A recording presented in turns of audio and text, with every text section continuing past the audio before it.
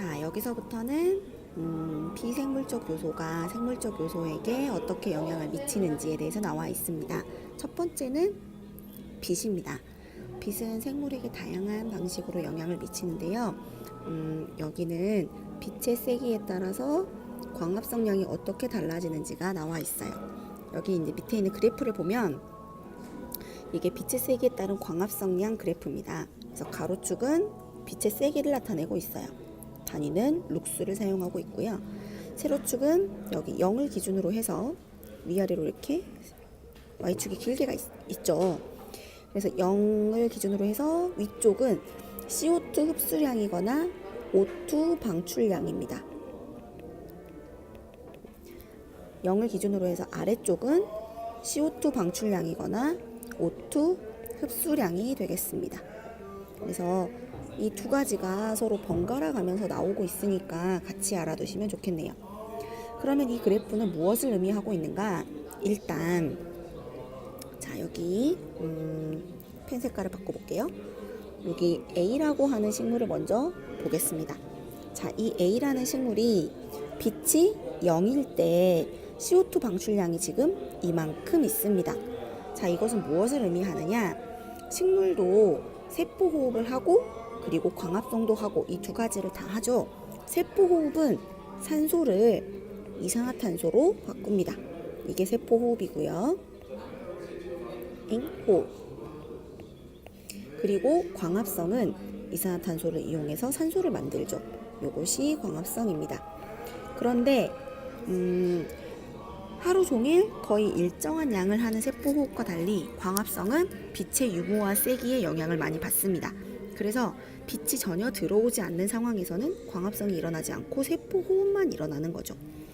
그래서 빛의 세기가 0일 때 CO2 방출량이 이만큼이다 라는 얘기는 이 식물 A의 경우 세포 호흡을 이만큼 한다 라는 의미를 가지고 있겠네요.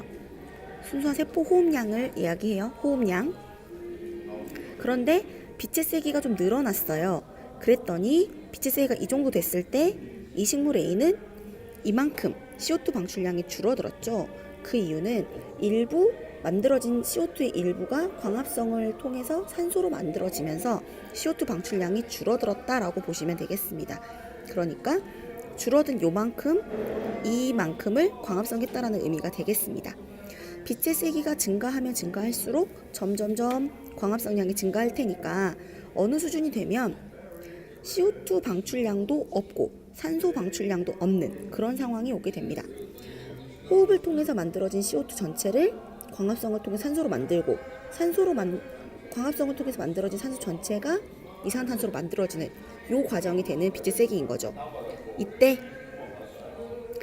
겉으로 봤을 때 전혀 빛의 발생이 없어 보이는, 즉 호흡량과 광합성량이 딱 맞아떨어지는 일치하는 요때의 빛의 세기를 우리가 보상점이라고 합니다. 보상점. 그러면 보상점만큼만 광합성을 하고 끝인 건 아니겠습니다. 빛의 세기가 증가하면 증가할수록 광합성은 계속 증가하는데 어느 순간이 되면 빛의 세기가 증가해도 더 이상 광합성량이 증가하지 않는 순간이 와요. 자, 광합성량이 최대인 최소의 빛의 세기, 이것을 우리는 광포화점이라고 부릅니다. 광포화점. 그래서 식물 A는 빛이 전혀 없을 때 호흡량이 이만큼이고요. 그리고 광포화점일 때 광합성량은 최대 이만큼. 그리고 이 중에서 총 광합성량에서 호흡량을 뺀 여기서부터 여기까지 요만큼이 순광합성량이 되겠죠. 자, 이번에는 식물 B를 보겠습니다. 식물 B. 살짝 지우고요. 자, 얘가 식물 B입니다. 글씨 잘 안 보이시나요? 자, 식물 B입니다. 이 식물 B는 빛의 세기가 0일 때 호흡량이 A보다 좀 적네요. 그리고 빛의 세기가 증가하면서 보상점도 A보다 훨씬 적은 양의 빛에서 보상점이 다다르게 되고요. 광포화점 역시 A보다 훨씬 빛의 세기가 적을 때 광포화점까지 이르게 됩니다. 자, 그러면 A와 B를 비교했을 때, 자, 예를 들어서 빛의 세기가 요 정도인 환경이라고 생각해 보겠습니다. 자, 그러면 식물 B의 경우에는 보상점 이상의 지금 빛의 세기이니까 얘는 생장을 할 수 있겠죠.